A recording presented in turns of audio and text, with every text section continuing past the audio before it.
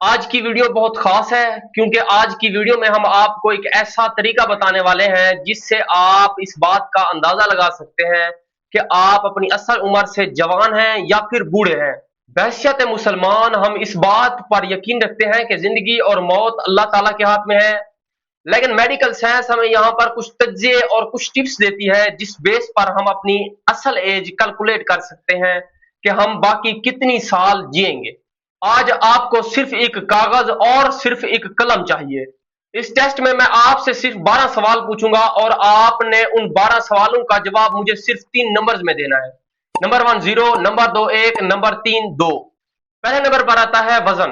اگر آپ کا وزن آپ کے قد کے حساب سے نارمل ہے، یہ اکثر آپ کو بی ایم آئی ٹیسٹ کے ذریعے پتا چلے گا۔ بی ایم آئی ٹیسٹ کا فارمولا آپ گوگل سے بھی پتا لگا سکتے ہیں اور شاید ابھی آپ کے سامنے اسکرین پر بھی شو ہو رہا ہو۔ اگر آپ کا وزن آپ کے قد کے حساب سے نارمل ہے تو 2 لکھیں، اگر آپ کا وزن تھوڑا زیادہ ہے تو 1 لکھیں، یا پھر اگر آپ کا وزن بہت زیادہ ہے تو 0 لکھیں۔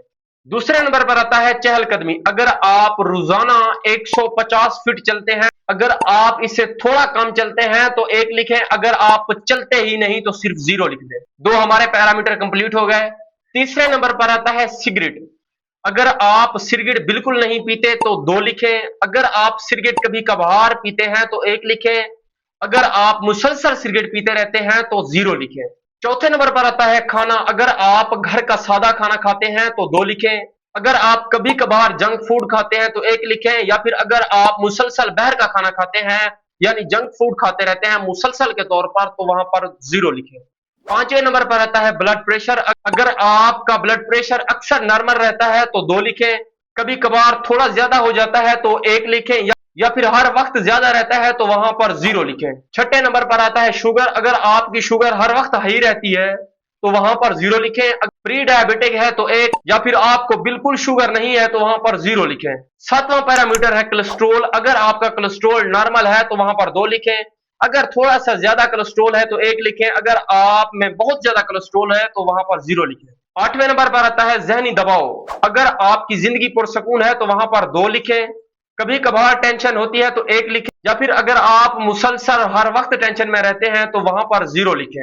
9ویں نمبر پر آتا ہے جسمانی سرگرمی۔ اگر آپ ڈیلی کی بنیاد پر جسمانی سرگرمی یا پھر ورزش وغیرہ کرتے رہتے ہیں تو وہاں پر 2 لکھیں، کبھی کبھار ورزش کرتے ہیں تو 1 لکھیں، یا پھر آپ ورزش ہی نہیں کرتے تو وہاں پر 0 لکھیں۔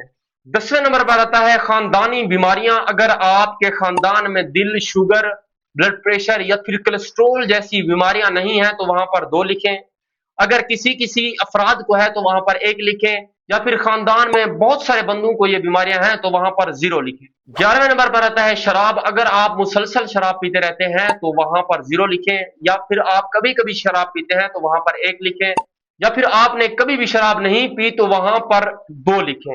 اب لاسٹ میں 12ویں نمبر پر آتا ہے نیند۔ اگر آپ ڈیلی کی بنیاد پر 7 سے 8 گھنٹے کی نیند لیتے ہیں تو وہاں پر 2 لکھیں، اگر آپ 7 سے 8 گھنٹے سے تھوڑا کم سوتے ہیں تو 1 لکھیں، یا پھر اس سے بھی زیادہ کم سوتے ہیں تو وہاں پر 0 لکھیں۔ امید ہے آپ سب کو ان سب چیزوں کی سمجھ آ گئی ہوگی۔ جو بہت زیادہ غلط ہے وہاں پر 0 لکھنا ہے، جو نارمل ہے وہاں پر 1، جو اچھی ہے وہاں پر 2 لکھنا ہے۔ اب ایسا کریں، ان سب نمبرز کو آپ جمع کریں۔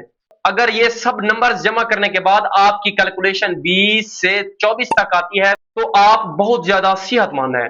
اگر یہ نمبر 15 سے 19 کے درمیان ہے تو آپ کو اپنی عادتیں بہتر بنانے کی ضرورت ہے۔ اگر یہ نمبر 10 سے 14 کے درمیان ہے تو ہائی رسک ہے، اپنی صحت پر خاص توجہ دو۔ اور اگر 10 سے بھی کم ہے تو یہ ہائی ٹینشن کی علامت ہے، اور اگر 10 سے بھی کم ہے تو فوراً اپنے ڈاکٹر سے رجوع کریں۔ اب آپ دیکھیں، میں نے اپنی کیلکولیشن کی ہے جس کا ریزلٹ 22 آیا ہے، یعنی میں خود صحت مند ہوں۔